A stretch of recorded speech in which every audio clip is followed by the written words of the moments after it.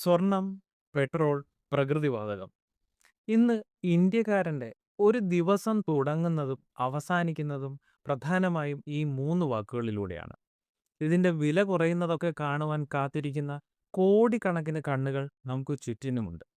പക്ഷേ, നമ്മൾ എത്ര തന്നെ ആഗ്രഹിച്ചാലും അന്താരാഷ്ട്ര വിപണിയിൽ എന്ത് തരത്തിലുള്ള അട്ടിമറികൾ നടന്നാലും നമ്മുടെ നാട്ടിൽ മാത്രം എന്താണ് ഇതിൻ്റെ വില ഇങ്ങനെ റോക്കറ്റ് കുതിക്കും പോലെ കുതിച്ചു പോകുന്നത് എന്ന് നിങ്ങൾ എപ്പോഴെങ്കിലും ചിന്തിച്ചിട്ടുണ്ടോ?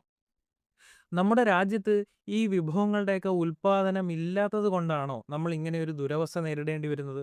അതോ ഇതിന് പിന്നിൽ നമ്മൾ പോലും അറിയാത്ത മറ്റെന്തെങ്കിലും രഹസ്യ അജണ്ട ഉള്ളതായി നിങ്ങൾ ചിന്തിച്ചിട്ടുണ്ടോ? കേവലം ഒരു സാമ്പത്തിക പ്രശ്നം മാത്രമായിട്ടല്ല മനസ്സിലാക്കാനുള്ളത്. ഇതിന് പിന്നിൽ കോടികളുടെ കച്ചവട കണ്ണുകൾ കൂടിയുണ്ട് എന്ന് മനസ്സിലാക്കണം. അന്താരാഷ്ട്ര യുദ്ധങ്ങളുടെ ചോര മണമുണ്ട് എന്ന് മനസ്സിലാക്കണം. അതിലുപരി കേന്ദ്ര സംസ്ഥാന സർക്കാരുകളുടെ അതിശക്തമായ രാഷ്ട്രീയ കളികൾ കൂടി ഇതിനകത്തുണ്ട്. അറബിക്കടലിലെ എണ്ണ കിണറുകൾ മുതൽ സ്വിറ്റ്സർലൻഡിലെ സ്വർണ്ണ അറകൾ വരെയും അതുപോലെ ഡൽഹിയിലെ അധികാര ഇടനാഴികൾ മുതൽ നിങ്ങളുടെ പോക്കറ്റ് വരെയും നീളുന്ന ഈ ഒരു അവിശ്വസനീയമായ കഥയാണ് നിങ്ങളിലേക്ക് ഇന്ന് ഞാൻ എത്തിക്കുന്നത്. ഒന്നും വിടാതെ പൂർണ്ണമായ സത്യങ്ങൾ ഏറ്റവും ലളിതമായ രീതിയിൽ തന്നെയാണ് നമ്മൾ ഇന്ന് ഈ വീഡിയോയിലൂടെ വിശകലനം ചെയ്യാൻ പോകുന്നത്.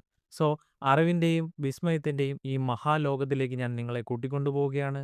Welcome to my science garage.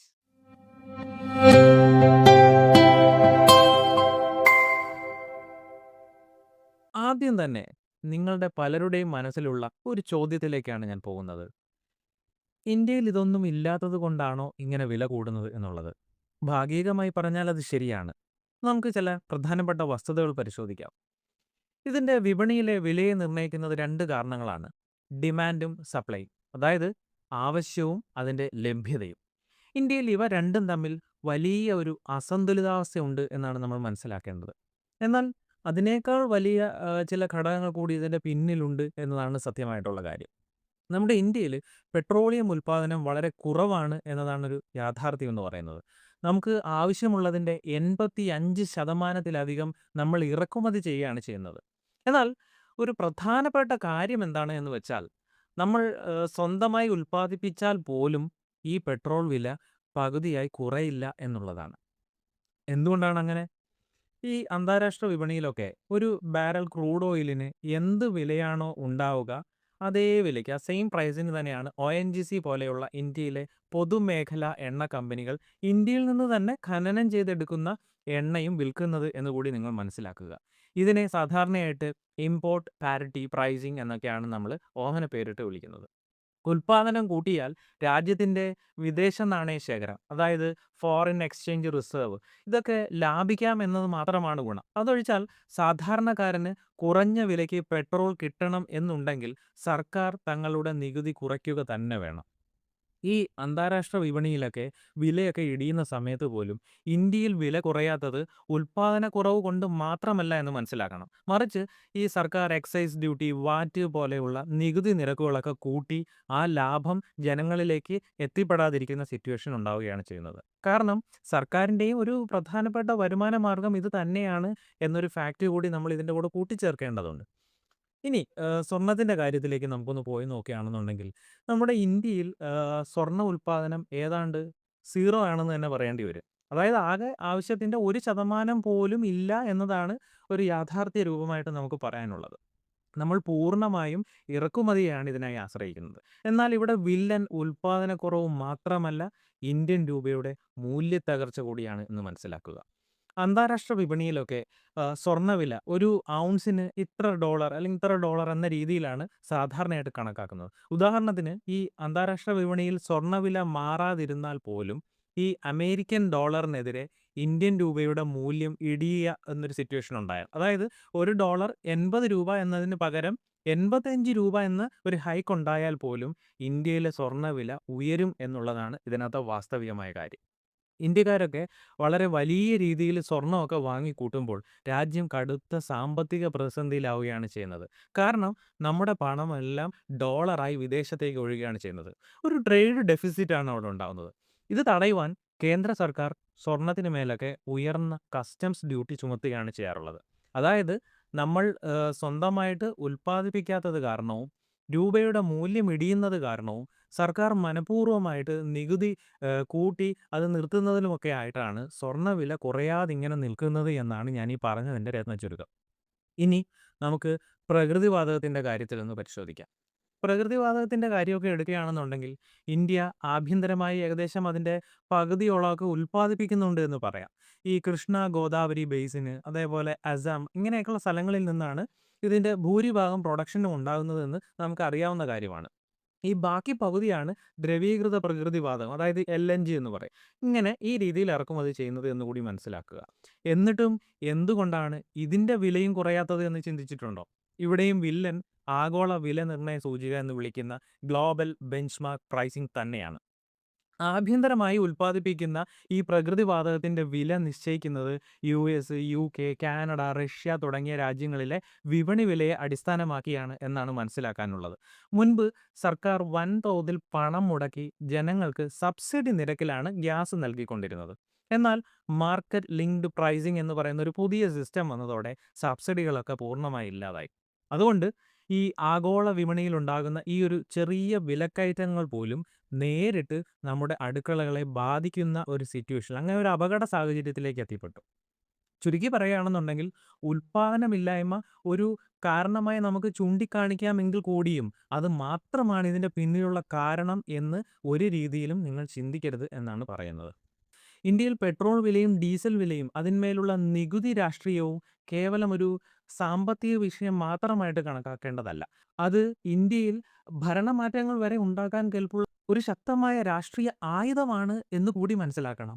പഴയ സാഹചര്യവും നിലവിലെ സാഹചര്യവും പരിശോധിച്ചാൽ ഈ ഒരു നികുതി കളി സർക്കാരുകൾ എങ്ങനെ വരുമാന മാർഗമായും ചില രാഷ്ട്രീയക്കാർക്ക് അത് എങ്ങനെ ഒരു പ്രതിരോധ മാർഗമായി മാറുന്നു എന്ന് ക്ലിയർ ആയിട്ട് നമുക്ക് മനസ്സിലാവും. 2014 മുൻപ് അന്താരാഷ്ട്ര വിപണിയിൽ ഈ ക്രൂഡ് ഓയിൽ വില കുതിച്ചുയരുകയാണെങ്കിൽ പോലും സാധാരണക്കാരെ ബാധിക്കാതിരിക്കുന്നതിന് വേണ്ടിയിട്ട് കേന്ദ്ര സർക്കാർ പെട്രോൾ, ഡീസൽ വിലകൾ ഒരു പരിധിവരെ നിയന്ത്രിച്ച് നിർത്തിയിരുന്ന ഒരു സിറ്റുവേഷൻ ഉണ്ടായിരുന്നു.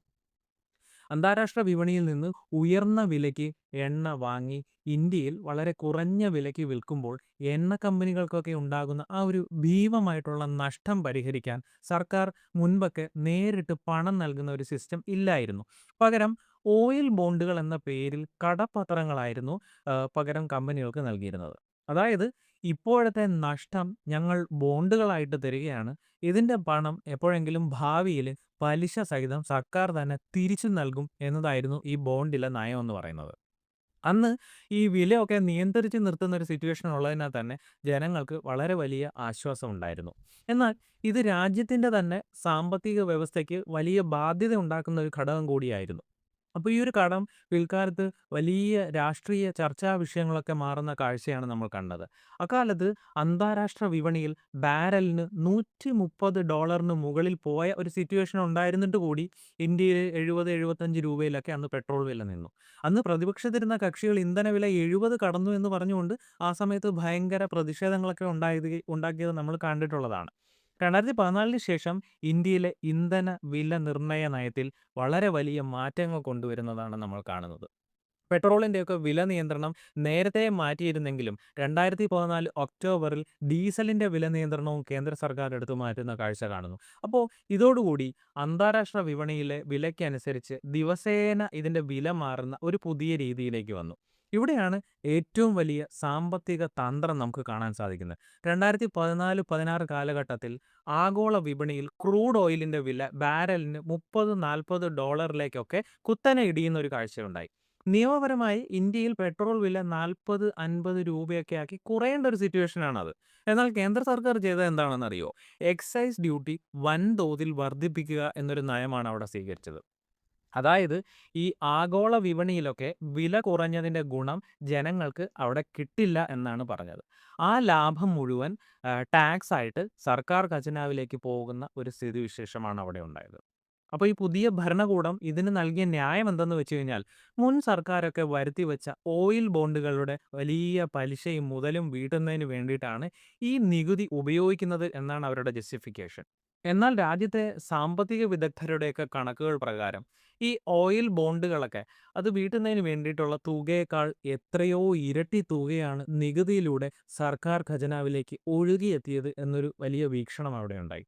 ഒരു സാധാരണക്കാരനായിട്ടുള്ള ഒരു വ്യക്തി 100 രൂപയ്ക്ക് പെട്രോൾ അടിക്കുമ്പോൾ അതിന്റെ യഥാർത്ഥ വില എന്താണ് എന്ന് നമുക്ക് ചെറുതായിട്ടൊന്ന് പരിശോധിച്ച് നോക്കാം. ഈ എണ്ണ കമ്പനികൾ വിൽക്കുന്ന അടിസ്ഥാന വില സാധാരണയായി വളരെ കുറവായിരിക്കുമെന്ന് മനസ്സിലാക്കുക. അത് ഏകദേശം ഒരു 40, 45 രൂപയിലൊക്കെ ആയിരിക്കും ഉണ്ടാവുക. അപ്പോൾ ഇതിന്മേലാണ് കേന്ദ്ര, സംസ്ഥാന സർക്കാരുകൾ നികുതി ചുമത്തുന്നത് എന്ന് മനസ്സിലാക്കുക. കേന്ദ്ര സർക്കാർ ഈടാക്കുന്ന നികുതിയിൽ ഭൂരിഭാഗവും വരുന്നത് സെസ് അല്ലെങ്കിൽ സർചാർജ് എന്ന് പറയുന്ന ഒരു രൂപത്തിലാണ് അതിൻ്റെ ടാക്സ് വരുന്നത്. ഉദാഹരണത്തിന് നമ്മൾ ഈ കൃഷി Kalyan cess, road and infrastructure cess, അങ്ങനെ പലതരത്തിലുള്ള സെസ്സിൻ്റെ രൂപത്തിലൊക്കെ അത് കാണാൻ സാധിക്കും. സാധാരണയായിട്ട് ഈ ബേസിക് എക്സൈസ് ഡ്യൂട്ടി ഭരണഘടനയൊക്കെ അനുസരിച്ച് കേന്ദ്രം സംസ്ഥാനങ്ങളുമായി പങ്കുവെക്കേണ്ടതാണ് എന്ന് പറയുന്നു. അത് ഏകദേശം 41% ഷെയർ. എന്നാൽ ഈ സെസ് ഇനത്തിൽ പിരിക്കുന്ന പണം സംസ്ഥാനങ്ങൾക്ക് പങ്കുവെക്കേണ്ടതുമില്ല.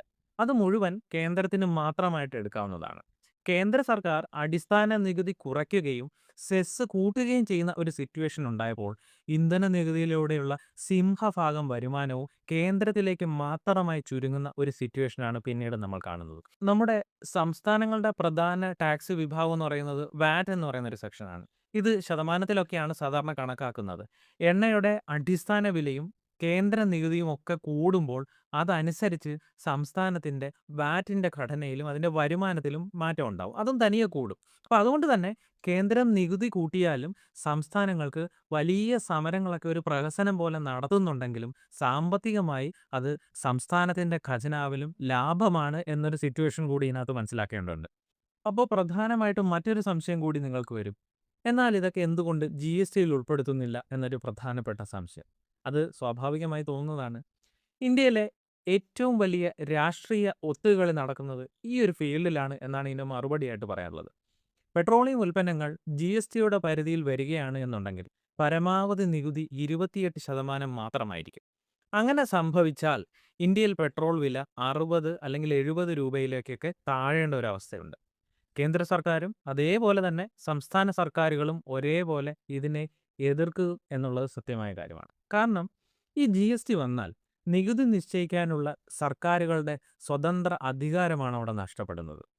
സാമ്പത്തിക പ്രതിസന്ധികളൊക്കെ വരുന്ന ഒരു സിറ്റുവേഷനിൽ പെട്ടെന്ന് പണം കണ്ടെത്തുവാൻ ഇന്ധന നികുതി കൂട്ടുക എന്നതാണ് രണ്ട് സർക്കാരുകളുടെയും പ്രധാനപ്പെട്ട ഒരു എളുപ്പവഴി എന്നറിയാമല്ലോ. മദ്യം കഴിഞ്ഞാൽ സംസ്ഥാനങ്ങൾക്ക് നേരിട്ട് നികുതി പിരിക്കാൻ കഴിയുന്ന ഏക വലിയ മേഖലയാണ് ഇതെന്ന് കൂടി മനസ്സിലാക്കണം. ഇന്ത്യയിലെ ഇന്ധന വിലകളൊക്കെ നിയന്ത്രിക്കുന്നത് വിപണിയല്ല, മറിച്ച് തിരഞ്ഞെടുപ്പ് കലണ്ടറാണ് എന്ന് വ്യക്തമാകുന്ന നിരവധി അനവധി സംഭവങ്ങൾ നമ്മുടെ കൺമുന്നിൽ തന്നെ ഉള്ളതാണ്.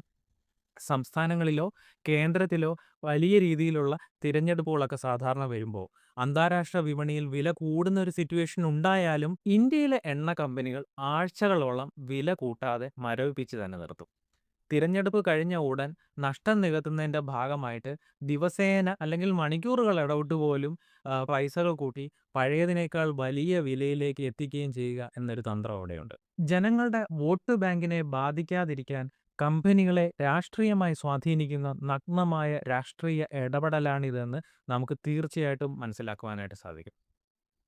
ഈ ലോക സാമ്പത്തിക രംഗത്തെ ഏറ്റവും ആകർഷകവും അതേസമയം തന്നെ നിഗൂഢവുമായിട്ടുള്ള ഒരു അധ്യായമാണ് ഈ സ്വർണ്ണവിലയും ആഗോള യുദ്ധങ്ങളും തമ്മിലുള്ള ബന്ധം എന്നുകൂടി പറയുകയാണ്. സാമ്പത്തിക ശാസ്ത്രത്തിൽ സ്വർണത്തെ വിളിക്കുന്നത് സേഫ് ഹെവൻ എന്നാണ്. അതായത് ലോകത്തെ ഏറ്റവും സുരക്ഷിതമായ നിക്ഷേപം എന്നാണ് ഇതിനെ വിശേഷിപ്പിക്കുന്നത്. ലോകത്ത് എവിടെയെങ്കിലും ഒരു വലിയ യുദ്ധം ഉണ്ടാവുകയാണെങ്കിൽ, ഉദാഹരണം പറയുകയാണെന്നുണ്ടെങ്കിൽ റഷ്യ ഉക്രൈൻ യുദ്ധം, ആ സംഘർഷമൊക്കെ നമ്മൾ കണ്ടതാണ്. മിഡിൽ ഈസ്റ്റിലെ യുദ്ധം നമ്മൾ കാണുന്നതാണ്. അപ്പോൾ ഈ ഷെയർ മാർക്കറ്റൊക്കെ ആ സമയത്ത് തകർന്നടിയുന്ന ഒരു കാഴ്ച നമ്മൾ കാണാറുണ്ട്. കമ്പനികളുടെ ലാഭം ഇടിയുമെന്ന ഭയത്താൽ അതിലെ നിക്ഷേപകർ തങ്ങളുടെ ഓഹരികളൊക്കെ കൂട്ടത്തോടെ വിറ്റഴിക്കുന്ന സിറ്റുവേഷനും കാണാറുണ്ട്. യുദ്ധസമയത്ത് രാജ്യങ്ങളുടെ ഔദ്യോഗിക കറൻസികളുടെ മൂല്യം പോലും ഇടിയാൻ സാധ്യത കൂടുതലാണ് എന്നൊരു സിറ്റുവേഷനുണ്ട്. കറൻസി എന്നത് വെറും ഒരു കടലാസായി മാറുന്നൊരു സിറ്റുവേഷനാണത്. അപ്പോൾ ഈ ഒരു ഘട്ടത്തിൽ വൻകിട നിക്ഷേപകരും കോർപ്പറേറ്റുകളും ലോകരാജ്യങ്ങളിലെ സെൻട്രൽ ബാങ്കുകളും തങ്ങളുടെ സമ്പത്ത് നശിച്ചു പോകാതിരിക്കാൻ വേണ്ടിയിട്ട് സുരക്ഷിതമായിട്ടുള്ള ഒരു വഴി തേടും എന്നതാണ് അവരുടെ ഒരു പ്രോബബിലിറ്റി. അത് സ്വർണ്ണമാണ്. കാരണം ചരിത്രത്തിൽ ഒരിക്കൽ പോലും സ്വർണത്തിന്റെ മൂല്യം 0 എന്നൊരു രീതിയിലേക്ക് പോയിട്ടില്ല എന്നുള്ളത് കൊണ്ടാണ്. ലോകം മുഴുവൻ സ്വർണം വാങ്ങുവാനായിട്ട് ഇങ്ങനെ മത്സരിക്കുമ്പോൾ, അതിന്റെ ഡിമാൻഡ് കൂടുമ്പോൾ വില കുത്തനെ കുതിച്ചുയരുന്ന ഒരു സിറ്റുവേഷൻ അവിടെ ഉണ്ടാവും.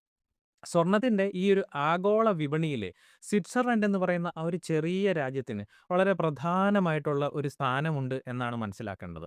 ലോകത്ത് ശുദ്ധീകരിക്കപ്പെടുന്ന സ്വർണത്തിന്റെ ഏകദേശം 70% കടന്നു പോകുന്നത് സ്വിറ്റ്സർലൻഡിലെ റിഫൈനറികളിലൂടെയാണ് എന്ന് നിങ്ങൾ മനസ്സിലാക്കുക. സ്വിസ് ബാങ്കുകൾ പണത്തിന്റെ കാര്യത്തിൽ പുലർത്തുന്ന ആ ഒരു രഹസ്യ സ്വഭാവം പോലെ തന്നെ വളരെ പ്രശസ്തമാണ് അവിടുത്തെ സ്വർണ്ണ അറകളുടെ കാര്യവും. ആൽപ്സ് പർവ്വതനിരകൾക്ക് അടിയിലും മുൻപുണ്ടായിരുന്ന സൈനിക ബങ്കറുകളിലുമൊക്കെ അത്യാധുനിക സുരക്ഷാ സംവിധാനങ്ങളോടെയുള്ള ഭീമൻ സ്വർണ്ണ സംഭരണശാലകൾ സ്വിറ്റ്സർലൻഡിലുണ്ട് എന്നത് പ്രധാനപ്പെട്ട കാര്യമാണ്. ലോകമഹായുദ്ധങ്ങളുടെ കാലം മുതൽക്ക് തന്നെ സ്വിറ്റ്സർലൻഡ് ഒരു നിഷ്പക്ഷ രാജ്യം എന്ന രീതിയിലാണ് നിലകൊണ്ടിട്ടുള്ളത്. അതായത് ലോകത്ത് ആരൊക്കെ തമ്മിൽ യുദ്ധമുണ്ടായാലും സ്വിറ്റ്സർലൻഡ് അവരുടെ ഒരു പക്ഷത്തും ചേരാനന്ന് തയ്യാറായിരുന്നില്ല. അപ്പോൾ അതുകൊണ്ട് തന്നെയാണ് യുദ്ധം കാരണം തങ്ങളുടെ സ്വർണം ആരും കട്ടുകൊണ്ടു പോകില്ല എന്ന് അവർക്ക് ഉറപ്പുണ്ടായിരുന്നത്. അപ്പോൾ ഈ ആഗോള തലത്തിൽ ഉണ്ടാകുന്ന ഈ ഒരു യുദ്ധഭീതി, ആ യുദ്ധഭീതിയൊക്കെ ഉയരുമ്പോൾ ഡിജിറ്റൽ നിക്ഷേപങ്ങൾ വിട്ട് പലരും യഥാർത്ഥ സ്വർണ്ണക്കട്ടികൾ വാങ്ങി ആ സ്വിസ് അറകളിലൊക്കെ കൊണ്ടുപോയി പൂട്ടിവെക്കുന്ന ഒരു സിറ്റുവേഷനൊക്കെ ഉണ്ടായിരുന്നു. വിപണിയിലൊക്കെ ലഭ്യമായിട്ടുള്ള സ്വർണത്തിൻ്റെയൊക്കെ അളവ് സ്വാഭാവികമായിട്ടും കുറയുകയും അറകളിലേക്ക് അത് ഒതുങ്ങി പോവുകയും ചെയ്യുമ്പോഴാണ് സ്വാഭാവികമായിട്ട് തന്നെ വിപണിയിൽ സ്വർണത്തിന് കടുത്ത ക്ഷാമം അനുഭവപ്പെടുന്ന ഒരു സ്ഥിതിവിശേഷം ഉണ്ടാകുന്നത്. അപ്പോൾ അങ്ങനെ സംഭവിക്കുന്നത് കൊണ്ടാണ് ഇതിൻ്റെ വില സാധാരണക്കാരന് താങ്ങാൻ കഴിയാത്ത നിലയിലേക്ക് ഉയരുന്ന ഒരു സ്ഥിതിവിശേഷം ഉണ്ടാകുന്നത്. ഇന്ത്യയിലെ RBI ഉൾപ്പെടെയുള്ള ലോകത്തിലെ വലിയ രാജ്യങ്ങളിലെ സെൻട്രൽ ബാങ്കുകളൊക്കെ ഉണ്ട്. അവർ തങ്ങളുടെ വിദേശ നാണയത്തിൻ്റെ വലിയൊരു പങ്ക് സ്വർണമായിട്ടാണ് സൂക്ഷിക്കുന്നത് എന്നാണ് ഇതിനകത്ത് മറ്റൊരു പ്രധാനപ്പെട്ട കാര്യം. സാധാരണയായി ലോകരാജ്യങ്ങൾ അമേരിക്കൻ ഡോളറിലാണ് പണങ്ങൾ സൂക്ഷിക്കാറുള്ളത്. എന്നാൽ ഈ യുദ്ധമൊക്കെ വരുന്ന സമയത്ത് അമേരിക്ക പല രാജ്യങ്ങൾക്കും മേൽ സാമ്പത്തിക ഉപരോധങ്ങളൊക്കെ ഏർപ്പെടുത്തുന്ന ഒരു കാഴ്ച നമ്മൾ കണ്ടിട്ടുള്ളതാണ്. ഈ റഷ്യക്ക് സംഭവിച്ചതുപോലെ. അമേരിക്കയുടെ ഈ ഒരു ഡോളർ ആയുധത്തെ പ്രതിരോധിക്കാൻ രാജ്യങ്ങൾ ഡോളർ വിറ്റഴിക്കുകയും പകരം സ്വർണം വാങ്ങി കൂട്ടിവെക്കുകയും ചെയ്യാറുണ്ട്.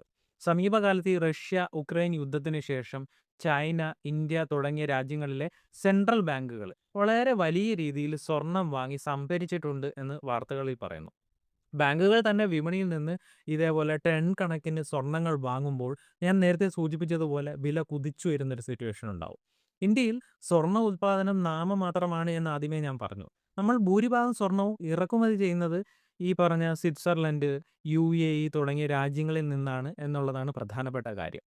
ഈ അന്താരാഷ്ട്ര വിപണിയിൽ യുദ്ധം കാരണം ഈ സ്വർണ്ണ വിലയൊക്കെ കൂടുന്ന സമയത്ത് ഇന്ത്യയിൽ ഇന്ത്യയുടെ കറൻസി ആയിട്ടുള്ള രൂപയുടെ മൂല്യം ഡോളറിനെതിരെ ഇടിയുകയും ചെയ്യുന്ന ഒരു സിറ്റുവേഷൻ ഉണ്ടാകും. അതായത് നമ്മൾ അന്താരാഷ്ട്ര വിപണിയിലെ ഉയർന്ന വിലയും നൽകുകയും വേണം, രൂപയുടെ മൂല്യത്തകർച്ചയുടെ ആഘാതം അതേസമയം നമ്മൾ സഹിക്കുകയും വേണം എന്നാണ് അതിൻ്റെ അർത്ഥം.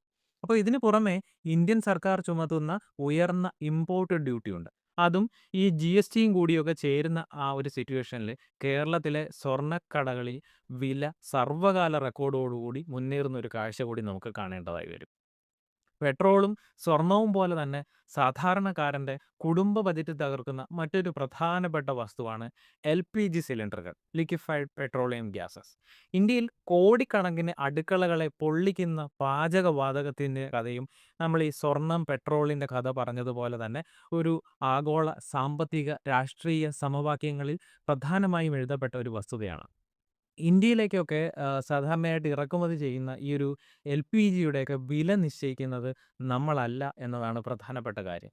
ലോകത്തിലെ ഏറ്റവും വലിയ എണ്ണ കമ്പനിയായിട്ടുള്ള സൗദി അരാംകോ ഓരോ മാസവും നിശ്ചയിക്കുന്ന കരാർ വിലയെ അടിസ്ഥാനമാക്കിയാണ് ഇന്ത്യയിൽ സാധാരണയായിട്ട് പാചകവാതക വില മാറി മറിഞ്ഞു വരുന്നത്.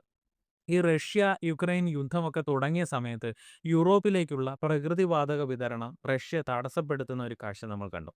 ഇതോടെ യൂറോപ്യൻ രാജ്യങ്ങൾ ഏഷ്യൻ വിപണിയിൽ നിന്ന് വൻതോതിൽ വാതകങ്ങളൊക്കെ വാങ്ങാൻ, അതായത് ഈ പ്രകൃതിവാതകങ്ങളൊക്കെ വാങ്ങാൻ തുടങ്ങുന്ന കാഴ്ചകൾ കണ്ടു. ആഗോളതലത്തിൽ ഇതിൻ്റെ ഡിമാൻഡൊക്കെ കൂടി വന്നപ്പോൾ LPG വില കുതിച്ചുയരുന്ന ഒരു സെനാരിയോ ഉണ്ടായി. അതിൻ്റെ ആഘാതമൊക്കെ വന്ന് പതിച്ചത് നമ്മുടെ സാധാരണക്കാരുടെ അടുക്കളയിലാണ് എന്ന് കണ്ടു. മുൻപ് ഈ അന്താരാഷ്ട്ര വിപണിയിൽ വില കൂടിയാലും സർക്കാർ വലിയൊരു തുക സബ്സിഡി ആയിട്ടൊക്കെ നൽകുകയും അതുവഴി സിലിണ്ടറിന്റെ വില ഇങ്ങനെ പിടിച്ചു നിർത്തുന്ന ഒരു സിറ്റുവേഷൻ ഉണ്ടായിരുന്നു. എന്നാൽ ഇത് പടിപടിയായിട്ട് ഈ സബ്സിഡികൾ നിർത്തലാക്കുകയോ അല്ലെങ്കിൽ തുച്ഛമായിട്ടുള്ള ഒരു തുകയിലേക്ക് ഒതുക്കുകയോ ചെയ്യുന്ന ഒരു സിറ്റുവേഷൻ ഉണ്ടായി. മാർക്കറ്റ് ലിങ്ക്ഡ് പ്രൈസിംഗ് എന്ന് പറയുന്ന ആ ഒരു സിസ്റ്റം വന്നതോടെ ഈ ആഗോള വിപണിയിലെ ഓരോ ചലനവും നേരിട്ട് ജനങ്ങളുടെ പോക്കറ്റിനെ തന്നെ ബാധിക്കുന്ന ഒരു വലിയ അപകടകരമായ സിറ്റുവേഷനിലേക്ക് പോയി. വോട്ട് ബാങ്കൊക്കെ ലക്ഷ്യമിട്ട് തെരഞ്ഞെടുപ്പ് കാലത്ത് മാത്രം വില മരവിപ്പിക്കുന്ന ഒരു രാഷ്ട്രീയം. ആഗോള യുദ്ധങ്ങളുടെയൊക്കെ പേര് പറഞ്ഞ് സാധാരണക്കാരിൽ സാധാരണക്കാരുടെ പോക്കറ്റ് പോലും കൊള്ളയടിക്കുന്ന വൻകിട കമ്പനികൾ. ഇതാണ് ഇതിന്റെ പിന്നിലെ യഥാർത്ഥ സത്യമായിട്ടുള്ളത്. പ്രതിപക്ഷത്തിരിക്കുമ്പോൾ ഇതേ വിലക്കയറ്റത്തിനെതിരെ സമരം ചെയ്യുന്ന അതേ ആളുകൾ ഭരണത്തിലെത്തിക്കഴിഞ്ഞാൽ നികുതി കുറയ്ക്കാൻ തയ്യാറാകാത്തതിന്റെ ഏറ്റവും പ്രധാനപ്പെട്ട കാരണവും മറ്റൊന്നല്ല എന്ന് മനസ്സിലാക്കുക. ഈ വിഭവങ്ങൾ ഭരണാധികാരികൾക്ക് ഒരിക്കലും പറ്റാത്ത ഒരു അക്ഷയപാത്രമായിട്ടാണ് തുടരുന്നത്.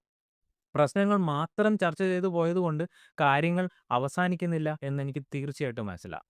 ദീർഘകാലത്തിലുള്ള പരിഹാര മാർഗങ്ങൾ കൂടിയാണ് ഇതിന്റെ പിന്നിൽ കാണേണ്ടത് എന്നുള്ളൊരു തിരിച്ചറിവുണ്ട്. ഫോസിൽ ഫ്യൂലുകളെ ആശ്രയിക്കുന്നത് ഓരോ രാജ്യവും പൂർണ്ണമായി കുറയ്ക്കണം എന്നാണ് പറയാനുള്ളത്. ഇലക്ട്രിക് വാഹനങ്ങളുടെ ഉപയോഗം വിപ്ലവകരമായ രീതിയിൽ വർദ്ധിപ്പിക്കണം എന്നാണ് പറയാനുള്ളത്. വീടുകളിലൊക്കെ നമ്മൾ സോളാർ പാനലുകളൊക്കെ സ്ഥാപിച്ച് അതിൽ നിന്ന് ഉൽപ്പാദിപ്പിച്ചെടുക്കുന്ന വൈദ്യുതി ഉപയോഗിച്ച് ഇൻഡക്ഷൻ കുക്കറുകളിലേക്കും അടുക്കളകൾ മാറ്റണം എന്നാണ് പറയാനുള്ളത്. ഇത് LPGയുടെ ആവശ്യകതകളൊക്കെ വളരെ പകുതി എന്ന രീതിയിൽ കുറയ്ക്കുവാനായിട്ട് സഹായിക്കും. ഇന്ത്യ സ്വന്തമായി കണ്ടെത്തുന്ന വലിയൊരു പരിഹാര മാർഗമായിട്ട് ഹരിത ഹൈഡ്രജനെയും അതേപോലെ എഥനോൾ ബ്ലെൻഡിനെയൊക്കെ സൂചിപ്പിക്കാം. കരിമ്പ്, കേടായ ധാന്യങ്ങൾ എന്നിവയിൽ നിന്ന് ഉൽപ്പാദിപ്പിക്കുന്ന ഈ എഥനോൾ പെട്രോളിലൊക്കെ കലർത്തുന്ന ഒരു എഥനോൾ ബ്ലെൻഡിംഗ് എന്ന് പറയുന്ന ഒരു പ്രക്രിയ ഇന്ത്യ ശക്തമായിട്ട് അതിൻ്റെ പുറയിലുണ്ട്. അപ്പോൾ ഇതുവഴി വിദേശത്ത് നിന്നുള്ള ക്രൂഡ് ഓയിൽ ഇറക്കുമതിയൊക്കെ വലിയ തോതിൽ നമുക്ക് കുറച്ച് കൊണ്ടുവരാനായിട്ട് സാധിക്കുമെന്നാണ് പറയുന്നത്. ഭാവിയിലെ ഇന്ധനമെന്നൊക്കെ നമ്മൾ സാധാരണ വിശേഷിപ്പിക്കുന്ന ഗ്രീൻ ഹൈഡ്രജൻ ഉണ്ട്. ഈ സാങ്കേതികവിദ്യയിൽ ഇന്ത്യ വലിയ നിക്ഷേപങ്ങളൊക്കെയാണ് ഇപ്പോൾ നടത്തിക്കൊണ്ടിരിക്കുന്നത്. നമ്മുടെ സുലഭമായി കിട്ടുന്ന വെള്ളത്തിൽ നിന്ന് ഹൈഡ്രജൻ വേർതിരിച്ചെടുത്ത് ഇന്ധനമാക്കുന്ന ഈ ഒരു രീതി വിജയിച്ചു കഴിയുകയാണെന്നുണ്ടെങ്കിൽ ഇന്ത്യ ഊർജ്ജ രംഗത്ത് സ്വയം പര്യാപ്തത നേടുമെന്നത് സംശയമില്ലാത്ത കാര്യം തന്നെയാണ്.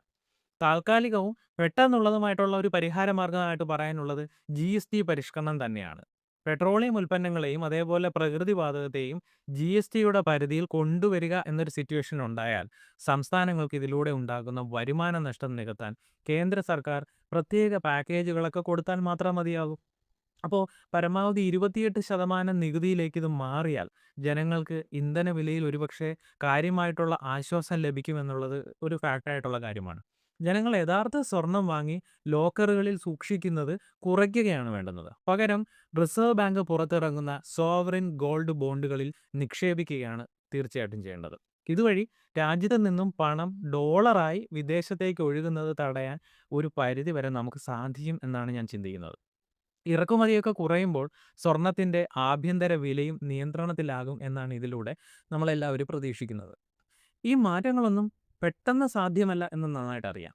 എങ്കിലും വിദേശ രാജ്യങ്ങളുടെ ഇന്ധന കിണറുകളെയും ആഗോള യുദ്ധങ്ങളെയും ആശ്രയിക്കുന്നത് നമ്മൾ എന്നാണോ നിർത്തുന്നത് അന്ന് മാത്രമേ സാധാരണക്കാരൻ്റെ അടുക്കളയും പോക്കറ്റും സുരക്ഷിതമാകൂ എന്ന് നിങ്ങൾ എപ്പോഴും മനസ്സിലാക്കുക.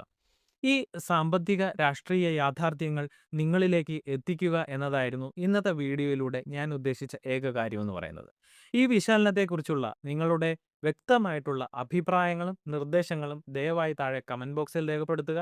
കൂടുതൽ ആളുകളിലേക്ക് ഈ അറിവ് പങ്കുവയ്ക്കുന്നത് നല്ലതാണ് എന്ന് തോന്നുന്നെങ്കിൽ നിങ്ങൾ ഈ വീഡിയോ ഷെയർ ചെയ്യുക. മറ്റൊരു പ്രധാനപ്പെട്ട വീഡിയോയുമായി മറ്റൊരു ദിവസം വീണ്ടും കാണും വരെ it's your MSG signing off.